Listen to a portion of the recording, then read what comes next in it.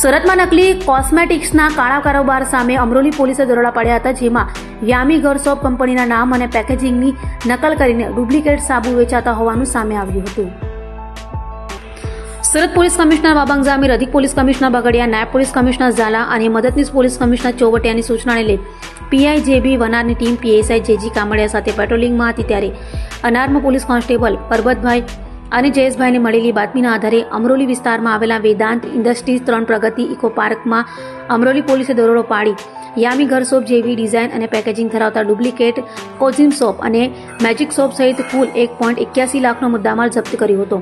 અમરોલી પોલીસે સ્થળ પરથી ડુપ્લિકેટ સોપ બનાવનાર ઉત્તરાયણના જેમિલભાઈ નરેશભાઈ ભરોડિયાની ધરપકડ કરી હતી અને તેની સામે કોપીરાઇટ એક્ટ હેઠળ ગુનો નોંધી વધુ તપાસ હાથ ધરી હતી.